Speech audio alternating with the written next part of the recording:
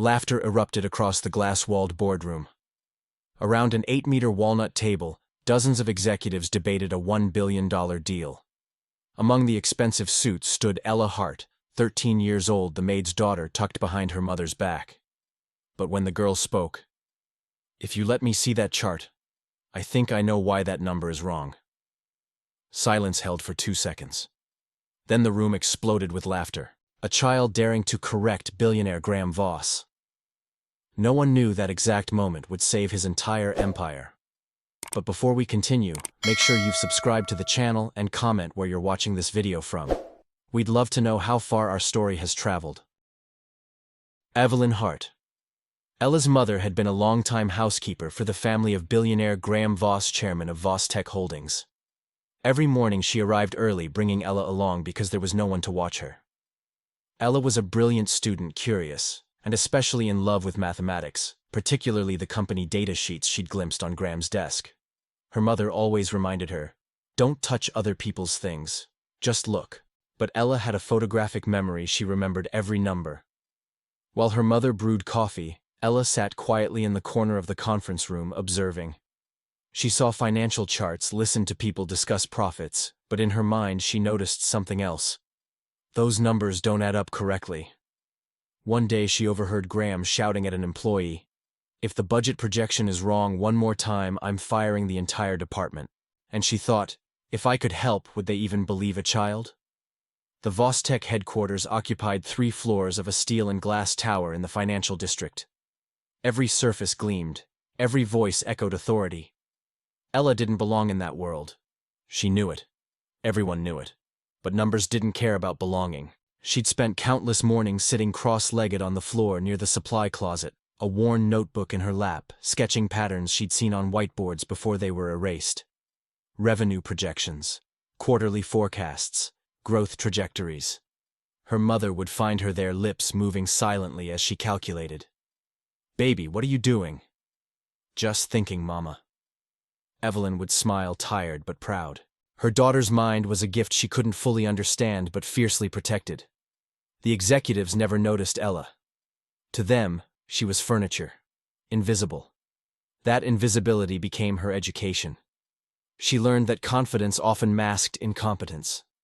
That the loudest voices in the room weren't always the smartest. That numbers told stories people didn't want to hear. Graham Voss himself was a contradiction. He could be ruthless in negotiations, yet Ella had seen him tip generously, remember birthdays, ask after sick relatives. He built his fortune on precision. Every decision calculated, every risk measured, which made what was coming even more dangerous. Because the one thing Graham Voss trusted most, his numbers, were about to betray him. And the only person who could see it was a 13-year-old girl who wasn't supposed to be in the room at all. Ella watched her mother work with quiet dignity, never complaining, never asking for more than her wages. Evelyn had raised her daughter on the belief that honest work carried its own honor. But Ella wondered, what good is honor if you see something wrong and stay silent? The question haunted her during those long mornings. She'd stare at the executives through the glass walls, their confident gestures, their expensive watches, their certainty. And she'd think, they don't see what I see. The numbers were screaming, but no one was listening. Voss Tech Holdings was negotiating with Technova Asia, an international conglomerate, to sell 25% of its shares valued at nearly $1 billion. The entire deal hinged on a 4-year revenue projection prepared by the finance team. But in truth, someone was manipulating the numbers. Alan Pierce, the company's CFO. He'd been adjusting figures to inflate profits in exchange for a secret bonus from the partner company. Graham didn't know. He trusted what was presented to him. That morning, Evelyn brought Ella early, leaving her daughter in the break room. But Ella overheard fragments of the rehearsal meeting where Alan was presenting. She glimpsed a slide displaying projected net growth 247%. Ella frowned.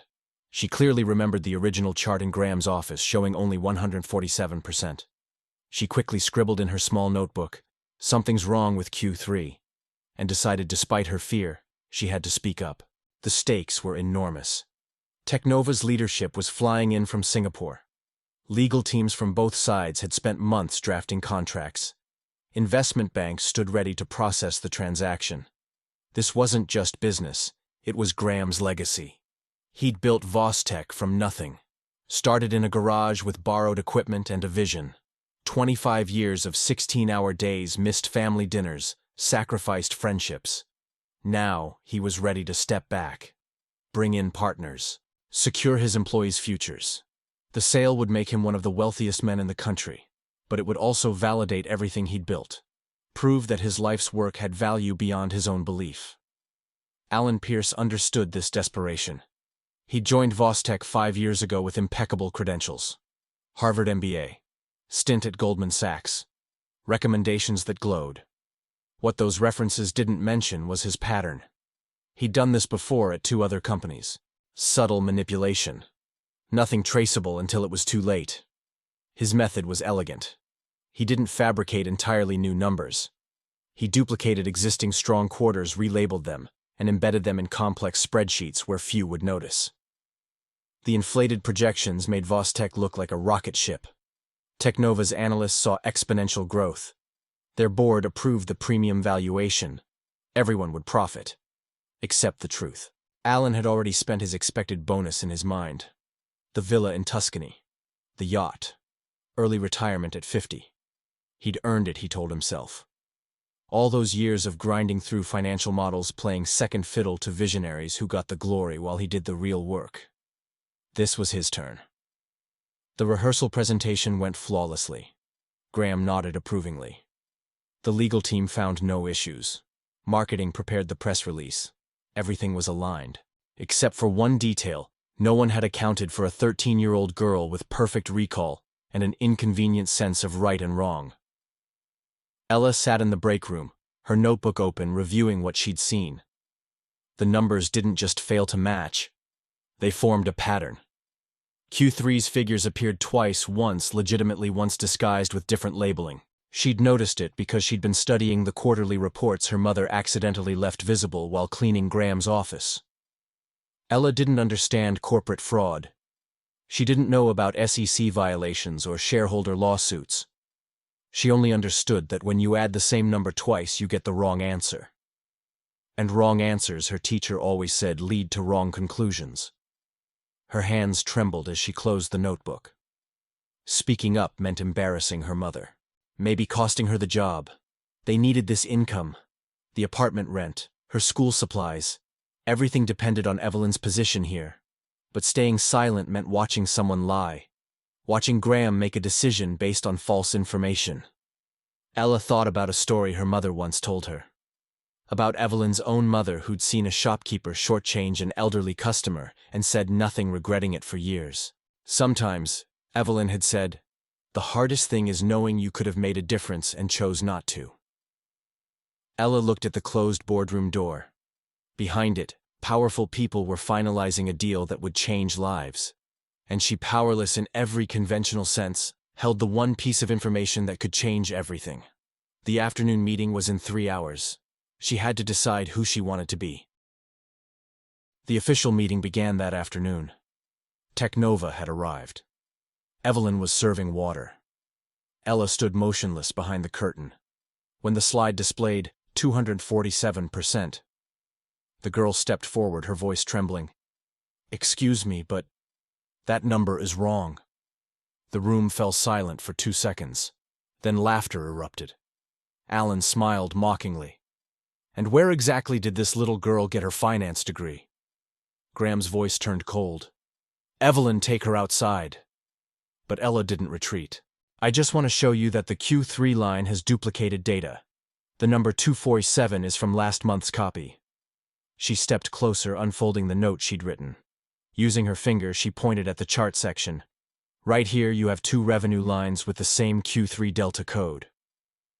Alan's face went pale. Graham looked back at the board. Indeed, that code was duplicated.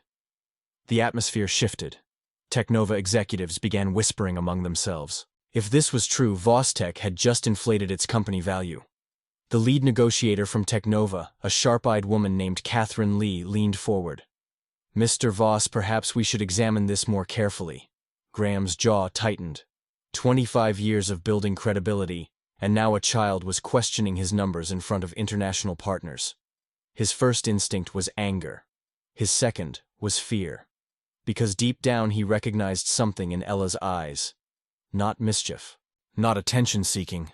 Certainty. Alan stood quickly. This is absurd. We're letting a child disrupt $1 billion negotiation, Graham. I've triple-checked these figures myself. Then you won't mind showing us your source files, Catherine said smoothly. Right now. The room's energy crystallized around that request. Alan hesitated. Just half a second. But in a room full of people trained to read body language, half a second was a confession. Of course, he said, his voice slightly too high. Though I find it insulting that we're the files, Alan. Graham's words cut like steel. Ella remained standing, her notebook clutched against her chest. She could feel every eye on her. Her mother's horrified expression. The executive's amused contempt. The security guard by the door ready to escort her out. She wanted to disappear, to take back her words, to be invisible again. But the numbers wouldn't let her.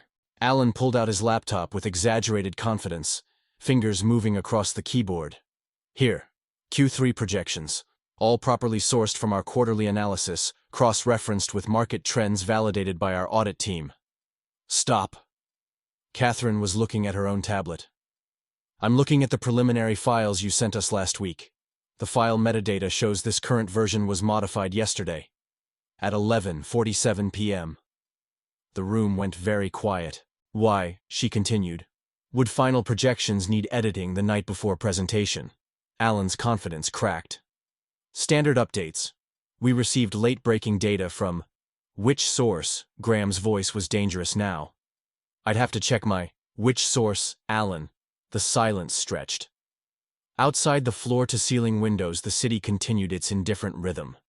Cars moved, people walked, the world spun. But inside this room, everything had stopped. Ella watched Alan's face cycle through expressions. Indignation, calculation, desperation. She recognized that look. She'd seen it on classmates caught cheating. The moment when the lie becomes too heavy to carry, but too deep to escape. Mr. Voss, Catherine said carefully, Technova takes transparency very seriously. If there's any question about the accuracy of these projections, we need to postpone until an independent audit can verify. No, Alan's composure shattered. There's no need for that. Listen, the growth figures are solid. Maybe there was a labeling error, but the underlying data is sound. Show me the underlying data, Graham said. Right now, Graham, with all due respect, we're under time pressure. Then you'd better work quickly. Alan opened another spreadsheet. His hands were shaking slightly. Ella could see the screen from where she stood. She'd never used professional financial software, but she understood spreadsheets. Her school used them for grade tracking. And she could see what Alan was desperately trying to hide. The Q3 delta code appeared in two separate formulas. Once pulling from legitimate quarterly data. Once pulling from Q1's data with the date manually changed. There, she said quietly, pointing. Row 247 and row 340. Same source data. Different labels. Every head turned to look at the screen. Catherine stood and walked closer, her heels clicking on the marble floor. She studied the spreadsheet in silence. Then she closed her tablet with a soft snap. Gentlemen, Technova will be suspending negotiations pending a full forensic audit of Vostech's financial statements. Mr. Voss, you'll be hearing from our legal team. She gathered her materials and walked toward the door. Her team followed. In 30 seconds, the room had emptied of everyone except Graham, Alan, Evelyn, and Ella. The billion-dollar deal had just evaporated. And it was either because of a child's honesty or a CFO's greed. The truth would depend on what came next. Graham requested the meeting be stopped. Everyone left the room, leaving only him, Alan, and the two hearts. Explain, he said. Alan stammered. It's just a data entry error. Really, a data entry error that adds 100 percentage points. He slammed the table. I spent 25 years building this company, and you nearly sold it for greed. Alan bowed his head in silence. He was fired that same day. Graham turned to the girl. How did you know? I like looking at numbers. And I remember all the charts hanging in your office. He exhaled slowly. Little girl, you didn't just save me from signing wrong. You saved the reputation of thousands of employees. The weight of the moment settled over the room like snow. Evelyn stood frozen near the door, tears streaming silently down her face. Her daughter had just destroyed and saved everything simultaneously. Graham walked to the window, hands clasped behind his back, staring at the city below. "Do you know what you've done?" he asked quietly. Ella shook her head. "You've cost me the biggest deal of my career. My reputation is now questioned. Technova will tell others about this. Potential partners will wonder what else I've missed." He turned to face her. "And you've given me something more valuable than $1 billion. You've given me the truth before it buried me." Alan remained seated, his expensive suit suddenly looking costume-like. The confidence that had carried him through boardrooms across 2 decades had evaporated. "I want to explain," he began. "There's nothing to explain," Graham cut him off. "You manipulated data for personal gain. You risked my life's work. The only question is whether I involve the authorities now or give you 10 minutes to leave this building forever." Alan stood shakily. "Graham, we've worked together for 5 years. I've helped grow this company. With honest work, yes. With lies, you've only grown yourself." Graham's voice was eerily calm. "You have 8 minutes left." As Alan gathered his belongings, his hands trembling, Ella watched him. She felt no triumph, only sadness. She destroyed someone's career. Even if he deserved it, the reality felt heavy. "I'm sorry," she whispered. Alan stopped, looked at her. For a moment, something human flickered in his eyes. "Don't be," he said quietly. "You did what I should have done months ago. You told the truth." Then he left. The door closed with a soft click that echoed like a gunshot. Evelyn finally moved, rushing to her daughter. "Baby, I don't know whether to hug you or scold you." "Both seems appropriate," Graham said, a hint of warmth returning to his voice. He pulled out his phone, made a call. "Janet, I need our legal team and our independent auditors in my office in 1 hour. Full financial review going back 18 months. Yes, everything. I don't care if they have to cancel plans. This is priority 1. He hung up and sat heavily in one of the leather chairs. For the first time, Ella saw him not as the powerful businessman, but as a tired man who just discovered betrayal. "How long have you been noticing the numbers?" he asked. "About 3 months. I didn't understand what it meant. I just knew they didn't match what I'd seen before." "And you said nothing for 3 months." Ella looked down. "I didn't think anyone would listen to me. But today, you spoke anyway. Why?" She thought about it. "Because it was the last chance. Once you signed, it would be too late." Graham studied her face. Really looked at her, perhaps for the first time, despite all those mornings she'd been present in his home. "How old are you?" 13. 13. He repeated it like the word was foreign. "When I was 13, I was worried about baseball and video games. You're worried about quarterly financial discrepancies. I'm not worried about them. I just see them." That distinction seemed to strike him. "Evelyn," he said, "your daughter has a gift, not just with numbers, with integrity. That's far rarer." Evelyn's voice was thick with emotion. "She gets that from her grandmother.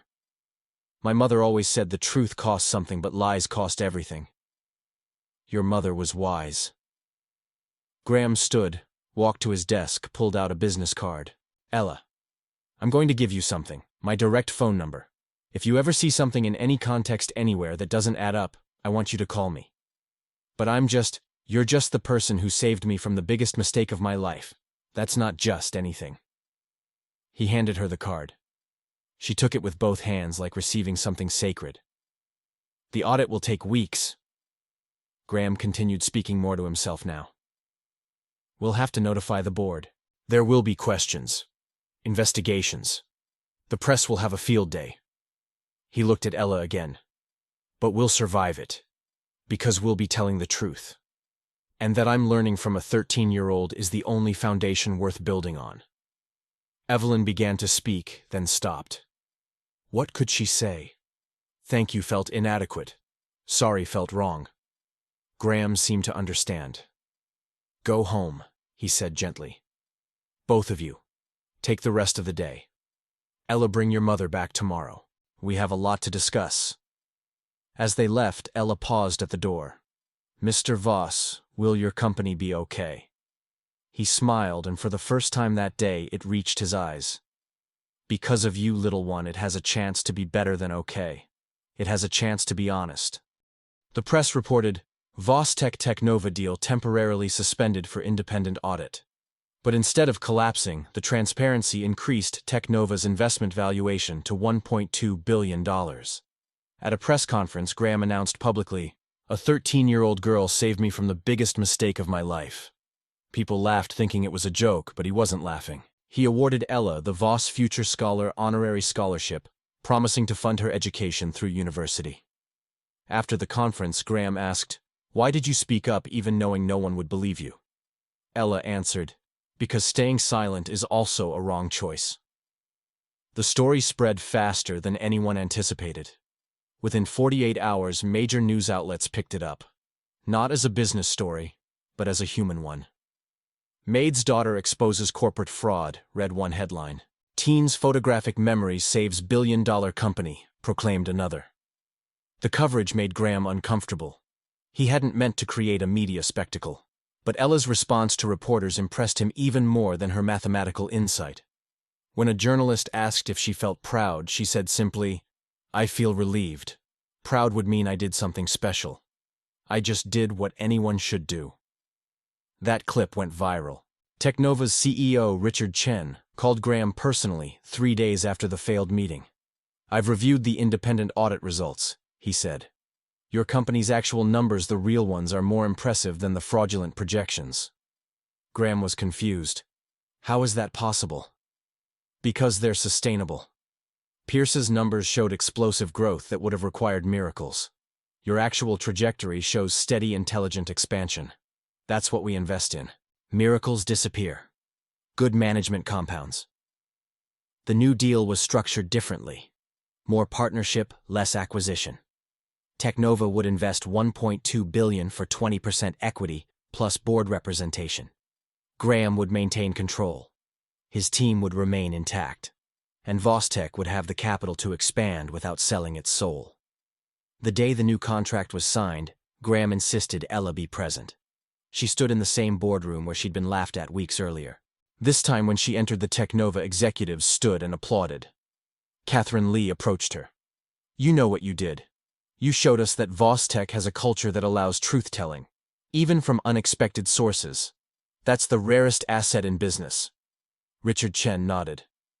We don't just invest in products or markets, we invest in integrity. You proved this company has it. He handed Ella a small gift, a calculator.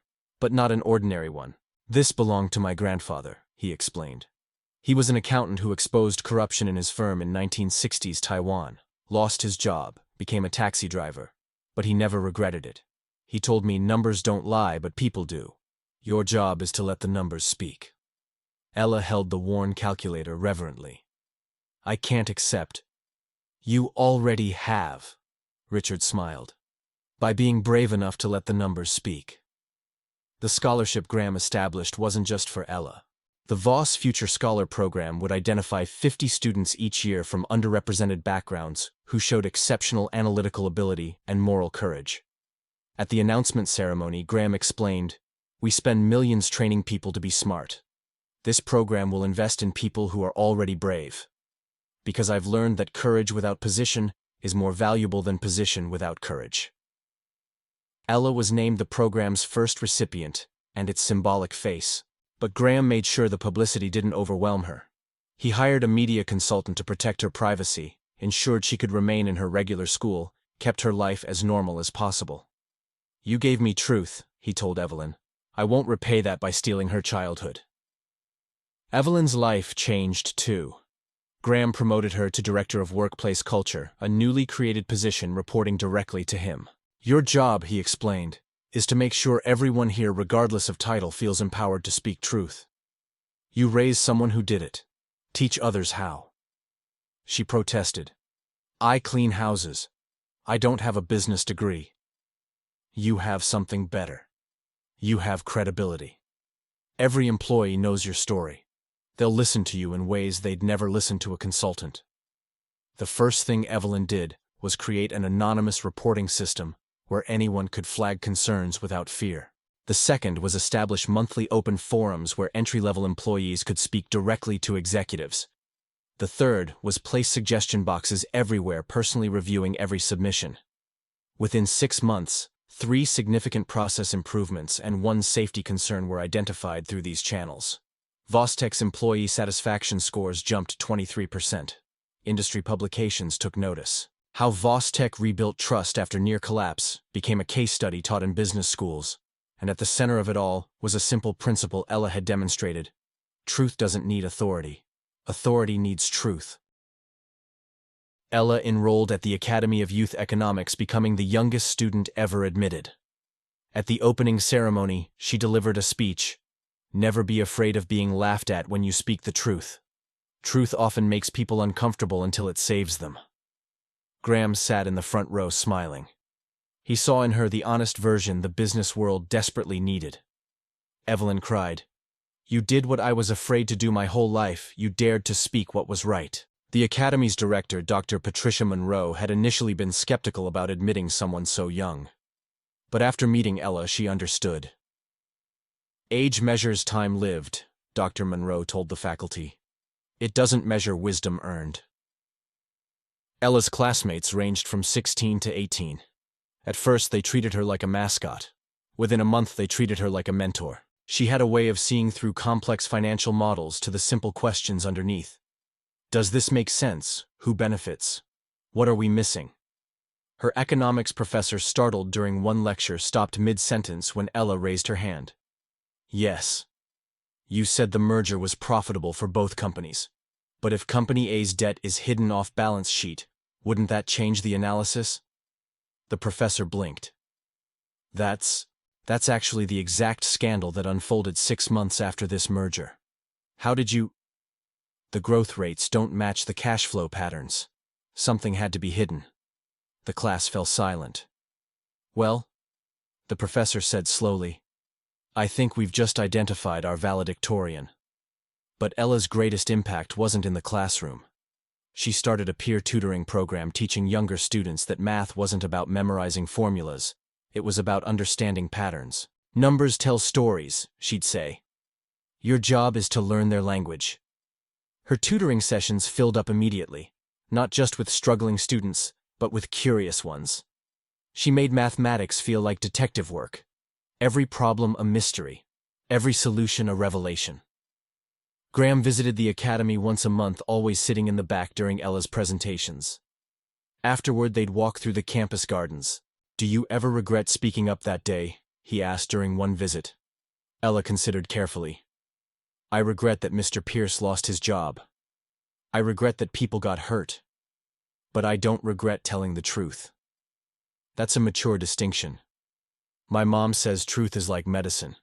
It might taste bitter, but it heals. Graham smiled. Your mother is full of wisdom. She learned it from her mother. And now I'm learning it from her. And someday, I'll teach it to someone else who needs the courage. They walked in comfortable silence, 2 people from different worlds, connected by one shared moment of honesty. Ella was invited to speak on the program, Young Voices of Truth. When asked, what makes you different? She replied, nothing at all. I just can't get used to watching someone get deceived. The statement went viral, becoming a symbol of transparent integrity. Graham Voss sent her a handwritten letter. The day you spoke up, you reminded me of my youth when I still knew shame about lying. The letter arrived on textured paper written in fountain pen. Ella kept it in a frame beside her desk, not as a trophy, but as a reminder. Reminder that powerful people are still people, that they forget, that they need truth-tellers. The Young Voices of Truth appearance changed something fundamental. Viewers weren't just inspired by her story. They started sharing their own. A nurse wrote about reporting a medication error her supervisor had covered up. A warehouse worker described speaking up about unsafe conditions despite being threatened. A student told of confronting a teacher who was altering grades for favored students. The show's producers created a segment called The Ella Effect, stories of ordinary people choosing courage over comfort. Graham watched every episode. He'd transformed too. His leadership style shifted from commanding to listening. In board meetings, he'd pause and ask, "What aren't we seeing? Who in this room might know something we're missing?" He hired differently now. Less emphasis on prestigious degrees, more on character references and integrity assessments. Vostek's culture evolved. Whistleblower protections strengthened. Anonymous reporting increased. Problems surfaced earlier when they were still fixable. The company's stock price reflected the change. Steady, sustainable growth. No dramatic spikes built on false promises. Investors noticed. Vostek becomes gold standard for corporate transparency, declared Financial Times. But the real measure wasn't in headlines or stock prices. It was in the intern who felt comfortable questioning a senior director's math. The receptionist who reported an accounting irregularity. The junior analyst who challenged a 5-year projection during a high-stakes presentation. Each act of honesty traced back to a single moment when a 13-year-old girl decided that being right mattered more than being liked. Ella's final words on the show resonated most. Courage isn't refusing to be afraid. Courage is being terrified and speaking anyway. I was shaking when I walked into that boardroom. But I was more afraid of staying silent. The host asked, "What would you tell other young people who see something wrong?" Ella looked directly into the camera. "Your voice matters, not someday, today, right now." Ella Hart's story teaches us a simple but powerful lesson: courage doesn't need a title. Sometimes the person who sees the mistake isn't the expert, but the one paying enough attention. And the voice of an honest child can echo farther than the words of a boardroom full of billionaires. If you believe that truth always deserves to be spoken, comment yes. And I'm so curious to know, what city are you listening to this story from and what time is it there? Please write it in the comments. Thank you for listening and sharing your precious time with me. For more life stories like this, check out the other videos on my channel. And don't forget to subscribe to Maid's Daughter Stories to follow stories where small courage lights up the big world.